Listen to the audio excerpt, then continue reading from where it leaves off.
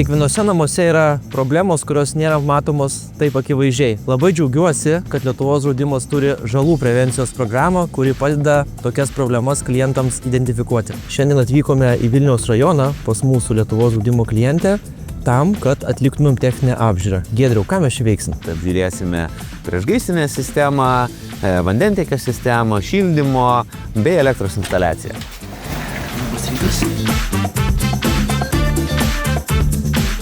Vienas iš tikslų yra pasižiūrėti ten, kur įprastai žmonės nežiūri patys. Kolektorinės spintas, už skalbyklių.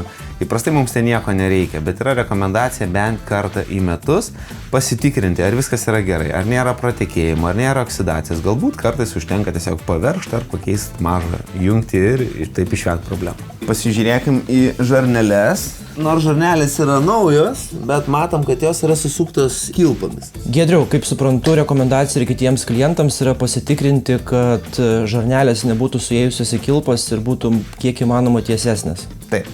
Kalbant apie lanksčias žarneles, į ką noriu atkreipdėmėsi, dabar viskas atrodo nauja ir tvarkinga, bet gamintojai rekomenduoja jas pakeisti 5-10 metų laikotarpį. Vat norisi jūs irgi jau pagirti, nes čia yra uždėtas su veržlė indaplovė yra pajungta. Čia yra pratekėjimas. Tekėja ir greičiausiai užkalkėja. Anksčiau ir vėliau ta jungtis gali pradėti vėliais. Čia mes turim vandenį šiek tiek. Čia vat irgi yra apsioksidavusi jungtis. Čia jau pakvies turbūt specialistą, kad jisai tą sistemą pasižiūrėtų. Yra va toks, sakykime, mikroįtrukimas. Vanduo, jeigu patektų, sakykime, čia, jisai gali pradėti sunktis už vonios, kur mes nematytume ir, aišku, per ilgą laiką gali atsirasti tikimybė pelėsiui ir kitiem dalykam. Tas visas lizdas elektros kabelių, jisai atrodo ne visai gerai. Ta laidą galimėtų patrumpinti ir pritvirtinti rozetę, kad jinai nekabėtų ir tai tikrai būtų saugiau.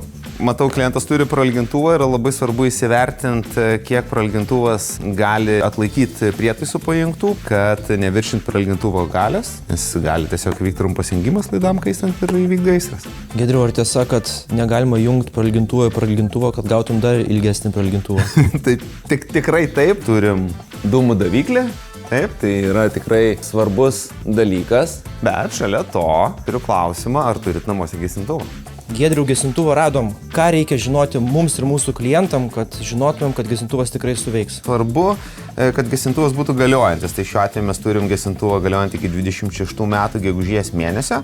Tai vat artimų laikų reikės jį atnaujinti. Padarėm tą apžiūrą, kad jinai neliktų tiesiog mūsų telefonuose. Tai surašysim aktą rekomendacinį, atsiųsim elektroniniu paštu, esant galimybei pasižiūrėti tas vietas, pabandyti pasitikrinti, pataisyti. Labai rekomenduoju visus savo klientus registruotis.